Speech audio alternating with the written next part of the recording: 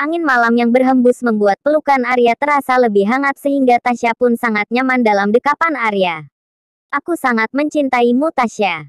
Ucap Arya dan Tasya pun hanya menganggukkan kepalanya yang berada di dada Arya.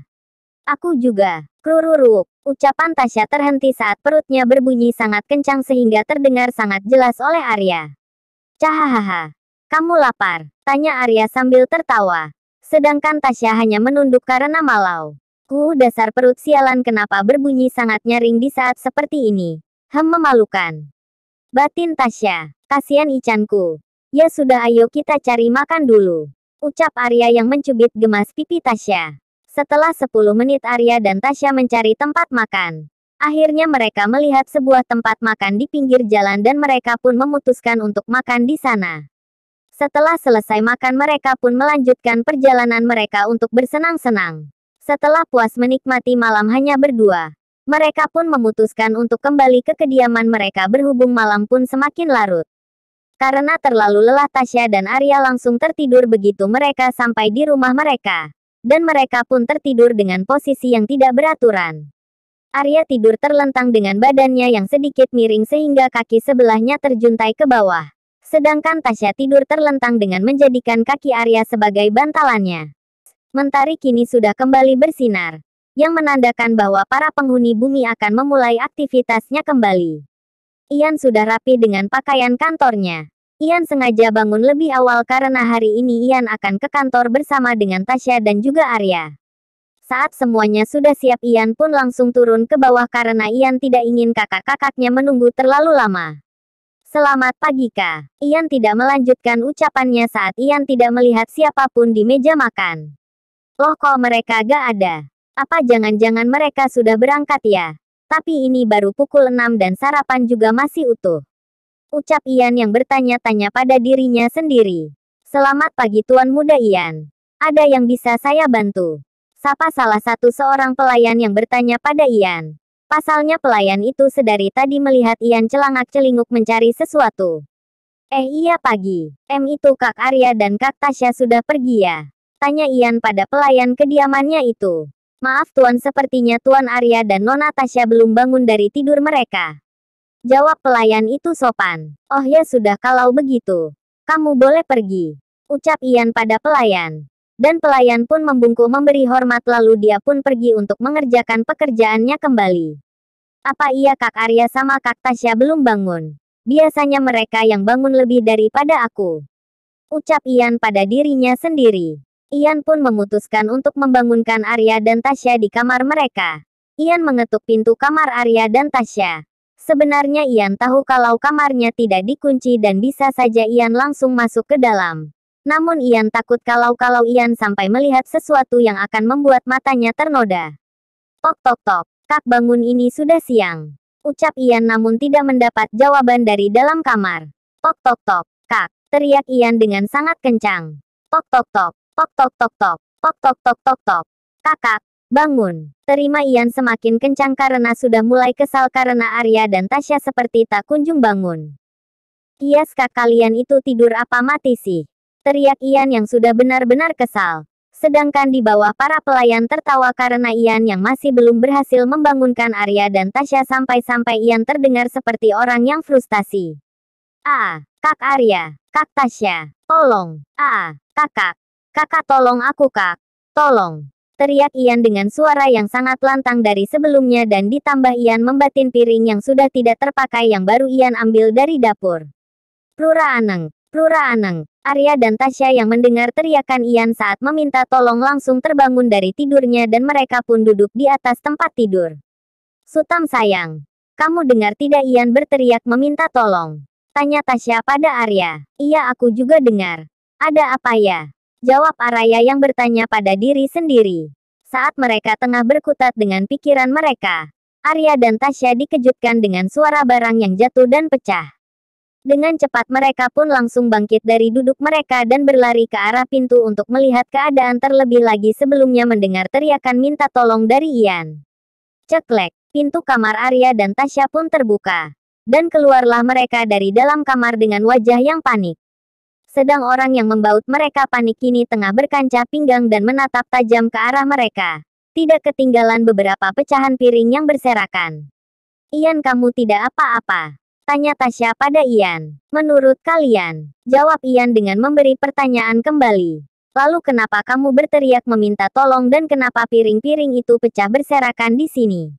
Tanya Arya. Iya, aku berteriak minta tolong pada kalian. Ucap Ian. Minta tolong kenapa? Tanya Tasya. Minta tolong agar kalian cepat bangun dan bersiap-siap ke kantor. Sebentar lagi kita akan terlambat.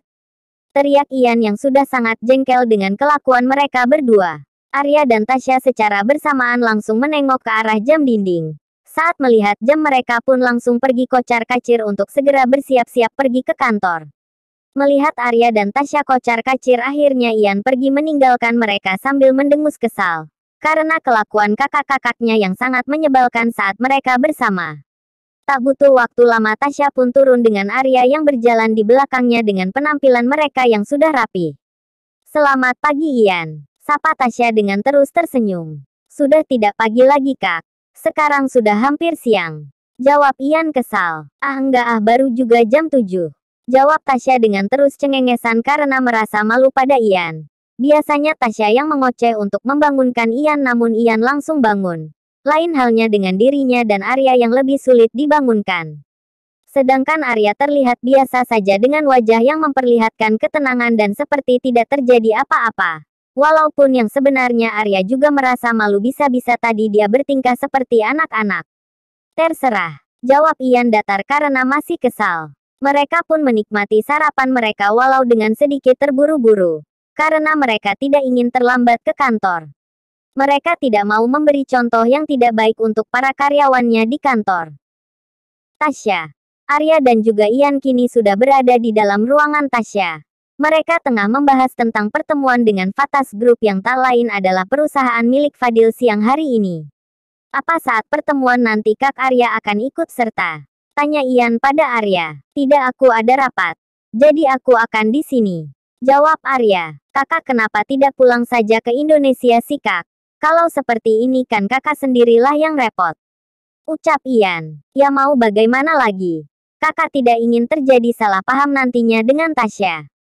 Jawab Arya yang kini melihat Tasya yang sedang fokus memeriksa berkas-berkas perusahaan yang kini tengah dipimpinnya. Ya sudah, terserah kakak saja. Kapan kakak akan memulai rapatnya? Tanya Ian. Sekitar 15 menit lagi. Jawab Arya. Ya sudah, aku mau siap-siap dulu. Kamu berhati-hatilah, jaga Tasya dengan baik. Sambung Arya yang berpamitan pada Ian. Arya langsung pergi ke ruangan meeting yang ada di perusahaan itu. Arya menyiapkan semuanya sebelum Arya memulai meeting online.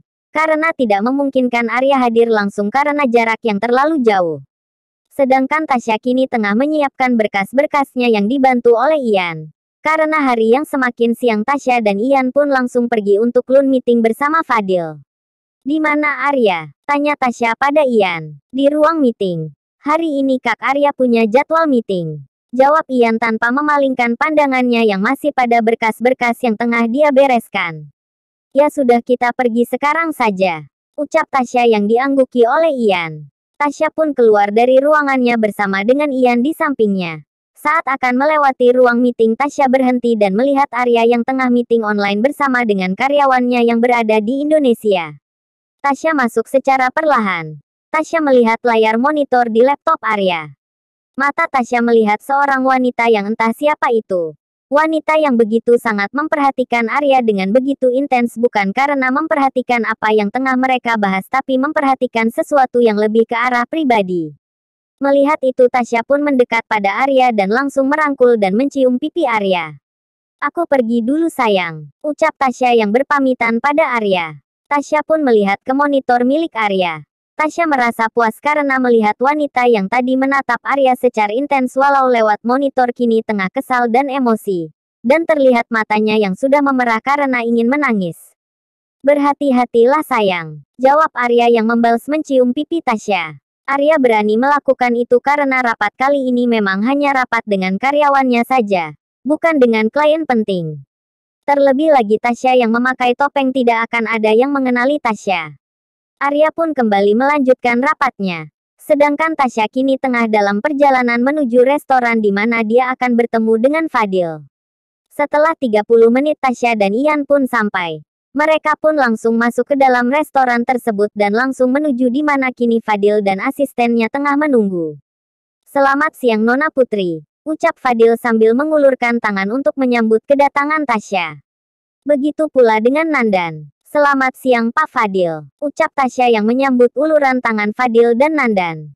"Selamat siang Tuan Tama," ucap Fadil pada Ian. "Selamat siang Tuan Fadil," ucap Ian. "Mari silahkan duduk," ucap Fadil dengan sangat ramah dan senyuman yang tak pernah hilang dari wajahnya saat ini. Fadil duduk berhadapan langsung dengan Tasya. Dan secara diam-diam Fadil memperhatikan gerak-gerik Tasya karena Fadil ingin memastikan apakah benar kalau wanita yang berada di depannya kini adalah Tasya dan bukan Putri. "Seperti dugaanku salah. Kalau aku perhatikan sedari tadi, Putri ini seorang yang lebih berkarakter dibanding Tasya. Cara dia berbicaranya saja sudah mempunyai auranya sendiri. Dan Putri ini juga benar-benar seorang pembisnis yang berkompeten yang pasti Putri sudah sejak lama terjun dalam dunia perbisnisan. Jadi tidak mungkin kalau Putri adalah Tasya karena Tasya tidak akan pernah bisa seperti ini. Terlebih lagi masalah bisnis walaupun Tasya memiliki otak yang bagus tapi Tasya belum pernah terjun ke dunia bisnis. Jadi sudah dipastikan Tasya tidak akan mampu sekompeten ini." Batin Fadil. Tasya menyadari kalau sedari tadi Fadil fokus pada apa yang dibicarakan Tasya dan bukan hanya itu saja Tasya juga tahu kalau Fadil tengah melihat gerak-geriknya sedari tadi. Namun Tasya berusaha untuk tetap tenang. Mereka pun akhirnya memulai pembicaraan yang lebih serius lagi tentang pengajuan kerja sama perusahaan Vatas Group dengan Princess Group. Fadil menjelaskan semuanya dengan rinci yang dibantu oleh asisten pribadinya itu. Sebenarnya meskipun Fadil tidak menjelaskannya dengan rinci, kerja sama itu pasti akan terjalin. Karena memang ini adalah bagian dari rencana Arya Chess. Setelah menghabiskan banyak waktu akhirnya kerja sama antara Vatas Group dan Princess Group telah resmi terjalin. Waktu cepat berlalu 6 bulan sudah Fadil menjalin kerja sama dengan Tasya. Selama beberapa bulan terakhir perusahaan Fadil memang langsung meningkat dengan pesat. Namun tetap saja perusahaan Fadil mengalami tekanan dari belakang yang sampai saat ini tidak diketahui siapa pelakunya. Karena Fadil tidak pernah sadar kalau pelakunya adalah orang yang sering keluar masuk perusahaannya atas undangannya sendiri. Iya, Ian sering datang ke perusahaan Fadil karena undangan dari Fadil sendiri. Sebenarnya Fadil mengharapkan Tasya lah yang bisa datang namun sudah beberapa kali Fadil mengundang Tasya. Tapi Tasya tak pernah bisa. Karena saat ini Tasya tengah beristirahat di kediamannya. Saat ini Tasya tengah mengandung. Dan kandungan Tasya kini masih berusia 2 bulan karena itu Tasya masih butuh istirahat yang cukup sebelum keadaannya kembali stabil. Arya yang sempat memutuskan untuk kembali ke Indonesia karena ada banyak hal yang harus diurus dan seringkali ada rapat dengan klien yang penting.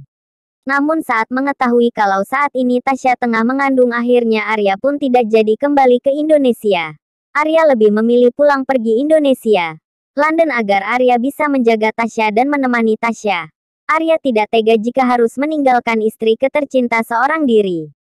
Seperti saat ini Arya baru saja sampai di London setelah menghadiri rapat dengan klien di Indonesia. "Sutam!" teriak Tasya yang tengah duduk di sofa depan televisi kegirangan saat melihat Arya datang. Lebih tepatnya Tasya kegirangan karena melihat kantung yang dibawa oleh Arya. "Hai Ichanku tercinta," balas Arya yang memeluk Tasya dan mencium kening Tasya. "Bagaimana keadaanmu sekarang?" tanya Arya. "Sudah jauh lebih baik," jawab Tasya yang terus tersenyum. "Lalu bagaimana dengan pesananku? Apa kamu mendapatkan yang aku inginkan?" tanya Tasya dengan wajahnya yang berharap Arya membawakan makanan yang Tasya inginkan. "Pasti dong. Ini dia pesanan istri tercintaku dan kesayanganku," ucap Arya yang memberikan kantung yang dibawanya sedari tadi. Tak lupa Arya mencium kening dan perut Tasya yang masih rata sedangkan Tasya yang diperlakukan seperti itu pun merasa sedang.